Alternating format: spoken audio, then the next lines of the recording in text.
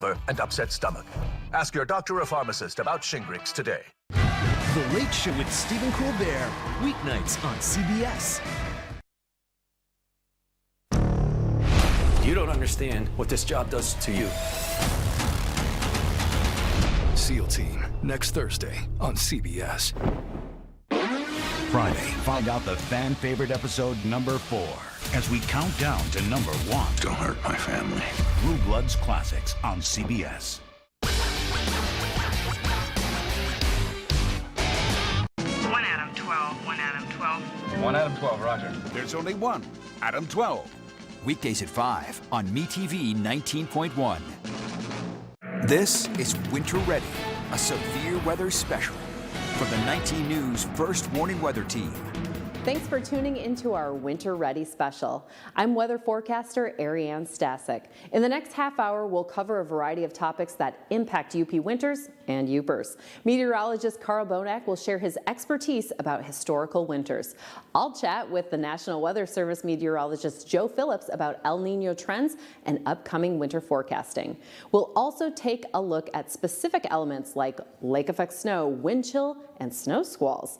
We'll start with a recap, though, on how it all measured up this past winter season. Here in the UP, we're lucky to experience all 4 seasons, one amazing summer, and 3 winters. Pre-winter or fall is over, so now it's the S-word time of the year: ski, sled, and shovel. To get ourselves mentally prepared, let's drift back to the 2022-2023 winter. Technically, winter in the meteorology world is December through February, but Mother Nature plays by her own rules here in the Upper Peninsula of Michigan. Any month is fair game. Simply put, snowfall totals and temps were above normal. According to the National Weather Service station in Marquette, the first flakes floated down on October 6th, 2022. Shortly after, our first measurable snowfall dropped a smidge above 18 inches over the course of 2 days. On the outskirts of Marquette, the National Weather Service station had 9.1 inches on the 17th and an even 9 on the 18th. The final gasp of winter happened on May 2nd, 2023, with a historic late-season snowstorm. This crowned Herman, Michigan, king of the Snow Mountain. Nestled in the middle of Baraga County, our big winner had a grand total of 308 inches for the season. Calumet Tamarack was a close second with 292. Third place would be the Keweenaw County Road Commission's total of 276 inches. Honorable mention was banked in Negaunee Township at the National Weather Service station with 265 inches. Now, from the nose of the UP, it saw its fair share as Ironwood reached 254 inches compared to the tail end where Sault Ste. Marie had a decent 162. We recorded a solid 118 here in the city of Marquette, but the smaller season totals were, unsurprisingly, in the southern region. We saw 60 inches in Menominee and 54 inches down in Escanaba. We definitely had chilly days, but the overall seasonal temperatures were above normal. December and January had more warm days than cold days. However, the coldest day low for the National Weather Service was -11 on January 31st. Since we had that very late May storm, I'll mention that after February, this trend flipped for March and April. Our warmest March high was 44 degrees on both the 15th and 24th of that month. We then shot up to a sizzling 80 degrees on April 14th. If you'll recall, our yo-yo temps melted and froze and melted again our massive snowpack, leading to multiple spring flood alerts and events. Up next, we're sitting down with the man, the myth, the legend, meteorologist Carl Bonak. You're watching Winter Ready. We'll return in a moment. 19 News is brought to you by Kirkish Furniture. Sleep better with a new mattress from Kirkish Furniture. We proudly feature Made in the Midwest Restonic mattresses. Try one out today and compare other major brands. Let our sleep specialists help you find the bed of your dreams at Kirkish Furniture. Prepare for the holidays with great Black Friday deals at Menards. We have the perfect gifts for your family and friends. or to help finish your projects, both big and small. Now's the perfect time to hurry in and get these amazing stocking stuffers and other fantastic gifts. Menards Black Friday deals are so great that even Santa himself can't resist. Season's greetings to you all from Menards. John's Auto is quickly becoming everybody's favorite place to get their car fixed. That's because at John's Auto, communication is the key to service. When we have your car, you can expect to be updated on what's going on. And Craig here will explain repairs in terms I even understand, and I'm only 9. For a better service experience, come to John's Auto Marquette. And don't forget, we're still your #1 source for a pre-owned vehicle in Marquette County. John's Auto Marquette.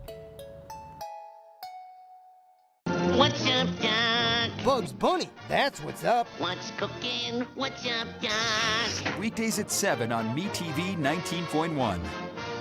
Welcome back to Winter Ready. Well, it wouldn't be a winter weather special without hearing from the UP's meteorologist, Carl Bonack, who knows an awful lot about UP winters. Thanks, Ariane. Our winters vary from year to year, but we can always count on it being cold and snowy. Winter is just around the corner. Whether it's mild or severe, we will be bundling up and moving snow around before too long. Meteorological winter is defined as the months of December, January, and February. The long-term mean temperature for all 3 months at the National Weather Service office near Negaunee is 15.6 degrees. Records go back to 1961. The warmest winter was the El Niño winter of 1997-98, 8 degrees above average. The coldest winter occurred in 2013-14, 8.2 degrees below average. That freezing winter a decade ago had 69 days with a low temperature at 0 or below. The long-term average is 33. The least zero lows was a mere 10 in 2011-12. Last year's mild winter only yielded 12 days with lows of 0 or below. The coldest month at the National Weather Service was 2.4 degrees in February 2015. Ironically, the coldest month in the city of Marquette, where it should be somewhat warmer close to Lake Superior, was over a degree colder during the bitter month of January 1912. Going way back, the undisputed warmest winter, much warmer than 1997-98, is 1877-78. It was the year landlooker and eventual land baron John M. Longyear called the snowless winter. He commented that there was just a sprinkle of snow on the ground between the Paint and Michigamme rivers during that winter. In Marquette, each winter month was well above average, with February 1878 nearly 4 degrees warmer than the current average March temperature. Snow usually arrives in late November or early December and stays on the ground into spring. The heaviest accumulations occur in northern sections due to a generous contribution from Lake Superior. Houghton Hancock receives over 200 inches in an average winter, with the Weather Service just under 200. There's much less away from the snow belts, with Iron Mountain collecting just over 60 inches in an average winter, while Escanaba gets even less than that. This winter is an El Niño winter. El Niño is a warming of the Pacific Ocean off of South America. This is a compilation of winter temperature departures in the United States for El Niños since 1975. Note that we here in Upper Michigan came out warmer than average. So, if history is any indication, a relatively mild winter may be in the offing. Well, this year, 2023, is another El Niño year. So what sort of weather do we typically see in an El Niño winter? As we mentioned, usually it's warmer than average. One glaring exception, it was the winter of 76-77, where it was just bitter cold throughout. But for the most part, it's warm. In fact, we can expect, I would think, at least a warm start. There are different flavors of El Niño, though, so sometimes they do tend to turn colder later in the winter, but I would imagine that we'd be kind of mild, at least for the first portion. Yeah, that's what I was kind of hearing and thinking. So That's the way it looks. We have gotten a little bit of snow already this year, but when is the latest that we've gotten measurable snow in Marquette? Well, as we showed you, it was back in the winter of 97, 98. It was a super El Nino, and the first snow didn't occur until later. But the latest was in 1994, 95. It was November, I should say, the 19th in 1994 when we had our first measurable snow. So we almost got through the month of November without snow. And then there wasn't a consistent snow cover that winter until the 18th of January. That's really late. Then it melted like the second week of March. So there was only about 5-6 weeks of winter weather in that 94-95 winter. Terrible sledding. I should remember that. It was terrible sledding. But I don't remember that. All right, so the southern part of the UP usually gets less snow, Right. but what is the most snow that has been recorded in that region? Well, in Iron Mountain, the average, as you saw, is 61 inches. But in the winter of 38-39, there was 128.5 inches of snow in Iron Mountain. And then 95-96 was over 100 inches too. So it happens occasionally down there, but obviously up to the north, our average snowfall, as you saw, was well over that, in the 200-inch range. Right, jumping off of ladders. Right, to get out your second-story window in some of the worst winters. Right. All right, do you have any predictions for snowfall this year? Average, below? It looks like, again, with El Nino, they tend to be somewhat less snow than average. And we're also getting into a pattern now, which we'll see if it holds for the winter, but we have a northwesterly flow aloft, and that doesn't bode well for system snow. So the southern UP, the only way they don't get lake effect, they only get it when there's storms like coming up from the southwest or the west. If there's a northwest flow, there's not even many of those, just some clippers with light snow, and then the lake effect in the northern UP. So this could end up being quite a snowless winter. We'll see. We will definitely see. Stick around. We have more on the way. Thank you very much, Carl. We'll be right back after this break. You're watching Winter Ready. We'll return in a moment. Have you joined the switch to 19 News? More people are turning to WZMQ 19 for great stories. From Marquette to Iron Mountain, Escanaba and Lansing, and Washington, D.C. The only place you'll see Sarah Blakely and Ariane Stasek, plus Jim Koski, Carl Bonak, and Megan O'Connor. Thank you for making 19 News your go-to news station. Watch and discover the difference. Weeknights at 6 and 11. WZMQ 19 News. We are united, everybody's invited. We are united, everybody. Come on, come on. The United Way of Marquette County kicking off its 80th year. United Way volunteers support our community, and you can help the United Way assist 26 local programs, funding nonprofit organizations focused on safety, unity, and endowment. Donate today by visiting uwmqt.org. A public service message from the United Way and WZMQ 19. You know what that sound means? It's time for Knockstar! Ready or not, the Jennifer Hudson Show is pulling up. Hi, Nicole! It's me, Jennifer! I would've worn my good wig. Then you won't believe this family's adoption discovery. It's really amazing. The Jennifer Hudson Show, tomorrow at 5 on WZMQ TV CBS, followed by 19 News at 6. Welcome back to Winter Ready. Here's Ariane Stasek. Weathering the UP, sometimes harsh winters, makes us true Upers. We mostly deal with lake effect snow and wind chills, but can also experience snow squalls. So let's dig into each of these elements. First up, a fan favorite, lake effect snow. Now, lake effect snow, or LES, normally shows up in late fall and all winter. You've got air, water temperature, wind direction, plus physical geography, which are part of these distinct narrow snow bands. Basically, cold air, typically from Canada, crosses over the warm waters of the Great Lakes. Now, Lake Superior's heat and moisture rises to the lowest part of the atmosphere.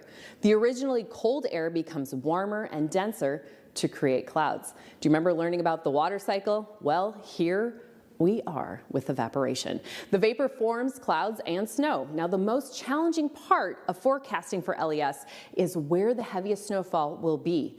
The instability makes it dangerous for travel here in the UP. Wind direction impacts the variations of these totals as well. So we also deal with wind chill. Now, what exactly is that?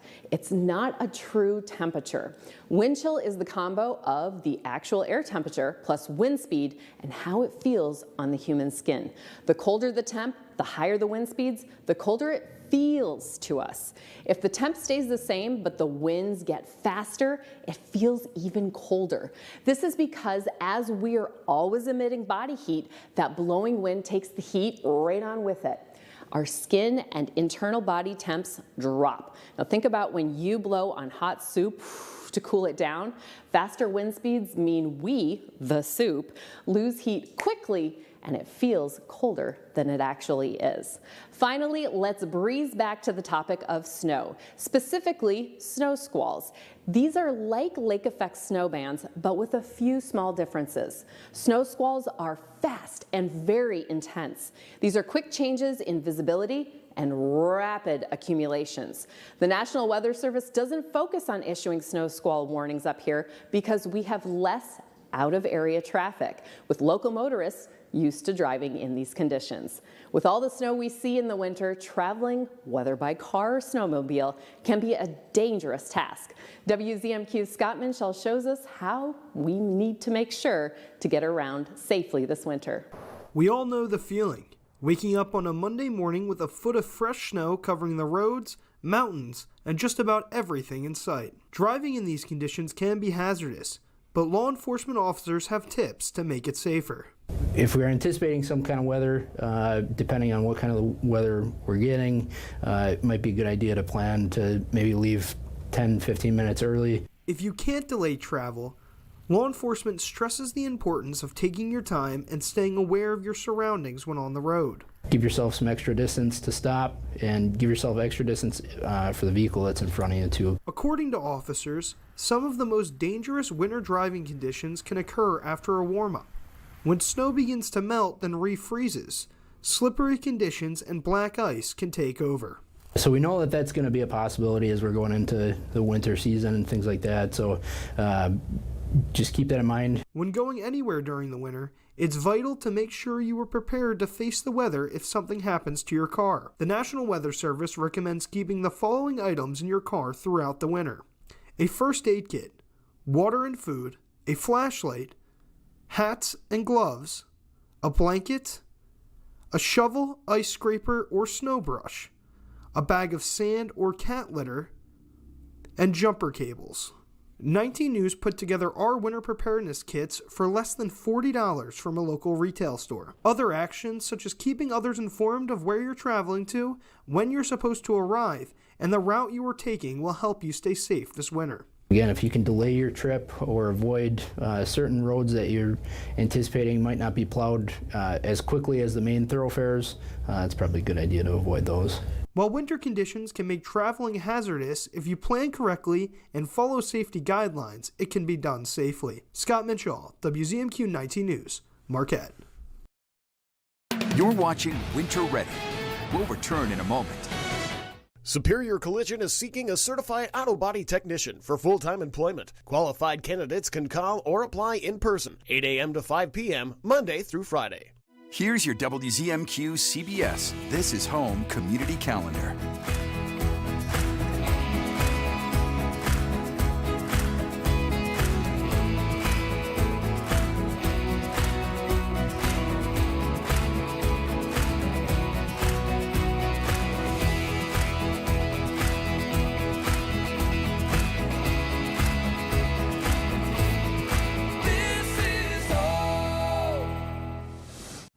We all know how much it means when someone lends a helping hand, and no community does it better than ours. I'm Ariane Stasek. All of us at 19 News and Goodwill want to thank those of you who supported Operation Warm Up. Your donations of winter weather clothing will go to our neighbors and help keep them warm this winter. We appreciate your support and wish everyone happy holidays. Goodwill and WZMQ 19 thank you for supporting Operation Warm Up. Watching Andy Griffith has one result. Makes you feel good, don't it? Kind of a warm feeling right in the middle of your stomach, your head 2 or 3 feet above your shoulders.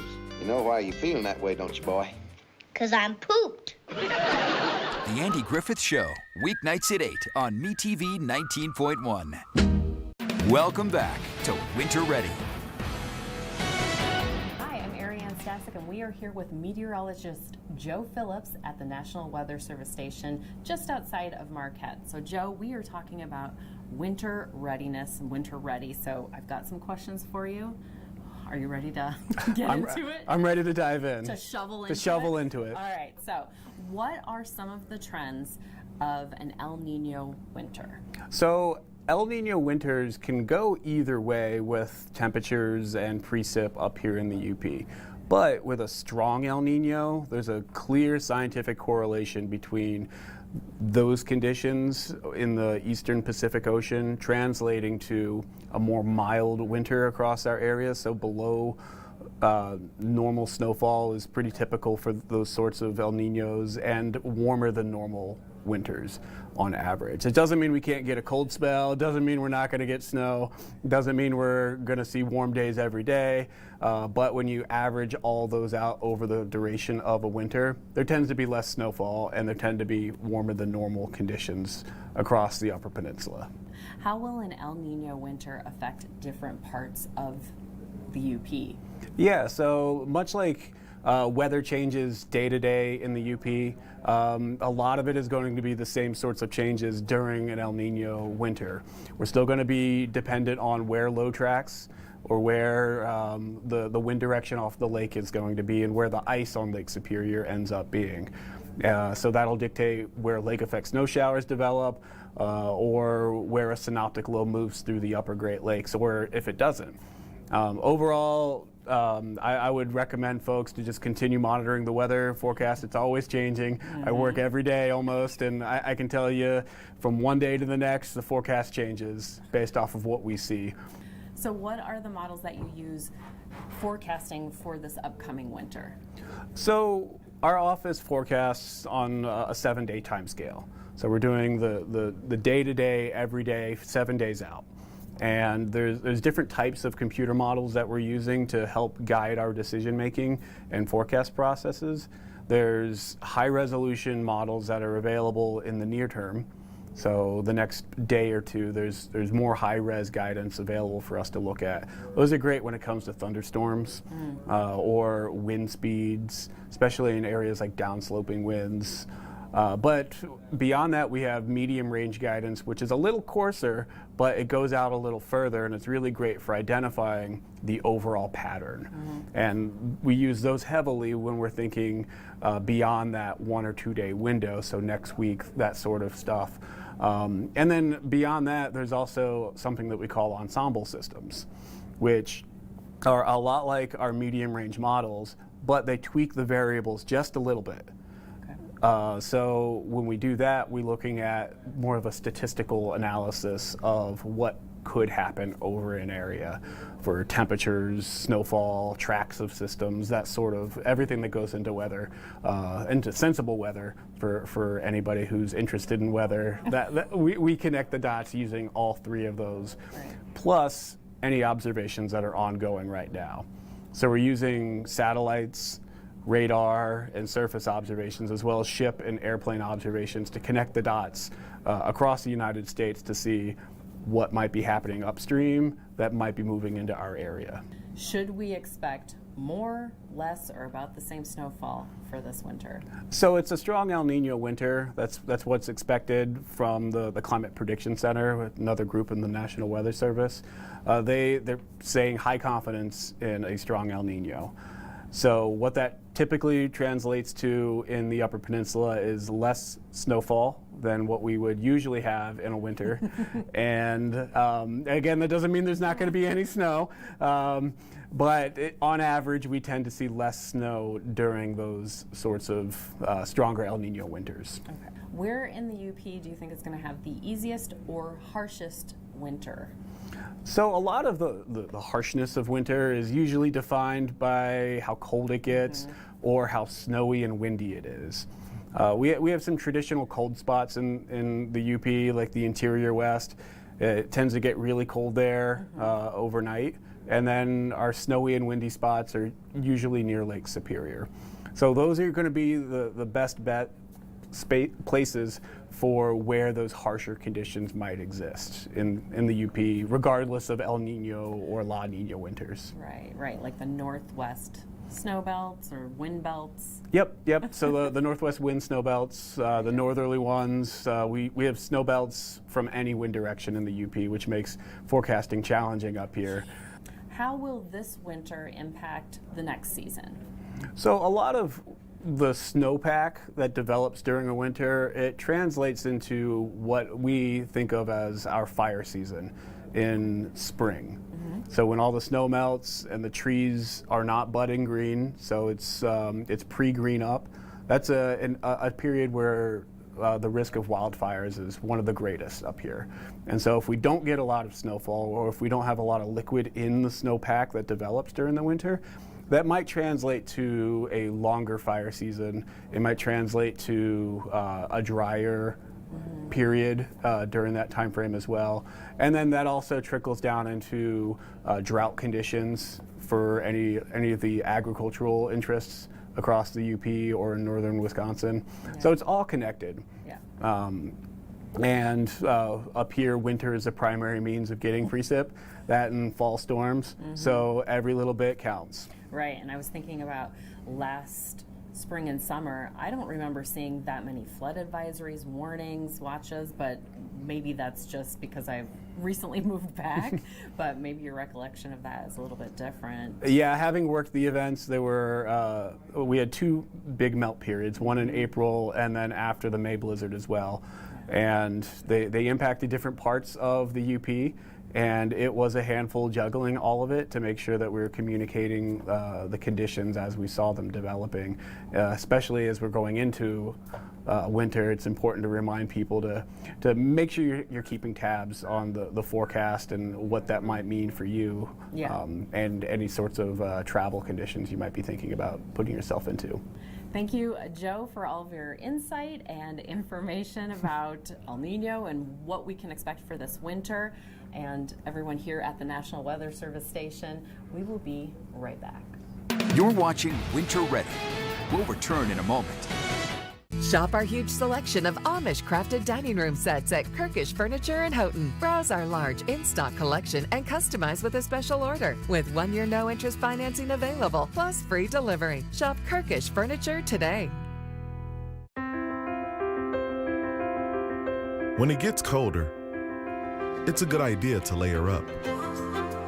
But you can also surround yourself with an added layer of protection by getting your flu and COVID-19 vaccines. And you can safely get both vaccines at the same time. Talk to your healthcare provider and layer up for some added peace of mind.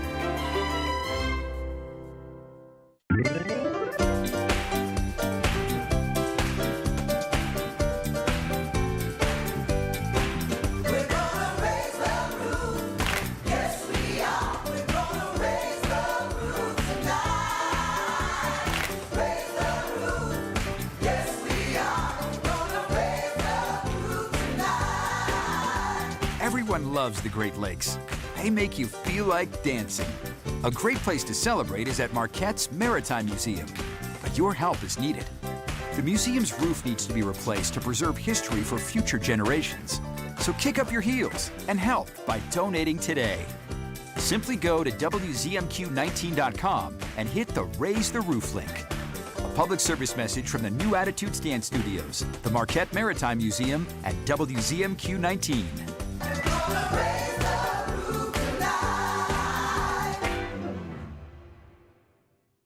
That's Oliver Douglas. My name is Douglas, Oliver Wendell Douglas. He's about to enter a strange new world. This is like living in the Twilight Zone. Green Acres, weeknights at 9:30. Meet Opie Taylor. He's dramatic. a dreamer. I wish that I get a B in arithmetic. But most of all, I think you're the best sheriff in the whole world. he's devoted to Dad. It's Andy and Opie on The Andy Griffith Show. Weeknights at 8 on MeTV 19.1. Welcome back to Winter Ready. WZMQ's inaugural charity campaign, Operation Warm Up with Goodwill, is a wrap. You all have donated hundreds of coats, hats, gloves, everything that anyone might need to stay warm this winter. Joining us tonight with some of the stats from Goodwill is Wes Sneddon. Thanks for coming in, Wes. Thanks for having me. All right, so it's our first year for Operation Warm Up. How did we do so far? For our first year, I feel like we did great. We collected hundreds of jackets throughout our stores, enough that we believe we can supply somebody with something. We also did a huge change roundup event with over $2,000 raised. So a lot of that change is going to go back to a lot of the items we didn't get donated: hats, gloves. We got a lot of jackets, but not a lot of other hats and gloves. Sure. So that is going to go toward that. Awesome. How many different collection sites were there? There were 5 different collection sites with all of our locations around the UP. Awesome. So 5 collection sites with 2 bins at each location, and we collected almost and filled almost all those bins. Yeah. So it was great. When we kind of started thinking about doing this Operation Warm Up, what was kind of the heart behind why Goodwill wanted to team up with us on this? So there are so many people in need around the community, and with winter coming, well, maybe not come this year after what we saw earlier, but with the harsh winters that we have around here, there are a lot of people in need that just either can't afford it or don't want to go out and get it. So we wanted to help supply those, and that's one of Goodwill's core missions, is supporting the local communities that we're in. So it worked out great to be able to do that for the community. Yeah. So now where do all of these donations go next? So these are going to go to the local schools. So this is going to go to Marquette Area Public Schools, and hopefully they can spread it out to all those different individuals in need. Awesome. I know that we did this collection just for a few weeks, but of course Goodwill is always taking donations throughout the year. What is kind of the need that Goodwill has in the next few months? Obviously people will still need warm clothes until probably April. Correct. Yes, so continuing to donate your clothes, we can still supply them at a reduced cost. But also as well, we also will do collection with anything that we rotate off our sales floor. So if there is still currently a need for those, we are still able to support and help. Sure. How long is Roundup at the register still going on? So the Roundup ended today as well. Okay. But we still do have that as, if anybody is interested in that going forward, we can still continue to support. Gotcha. I know a lot of times when we talk to food pantries, they say that, it's really nice during the holidays. Everybody is in the giving spirit and they get lots and lots of donations, and it kind of lasts for a few months, and then it's almost like there's this dry spell the rest of the year. How can people be helping throughout the whole year? So for us, our Change Run Rep program goes all year round. Mm-hmm. So we do special roundups. We do one per quarter for a community member in need or that needs support for all of our locations. So, and then our donations also. Our donations generate a lot of different stuff for us to be able to support the community. We were able to do the tree at the Westwood Mall this year due to everyone's donations. So that was huge. That was a great presentation. And then all those other different areas that we can support all just come through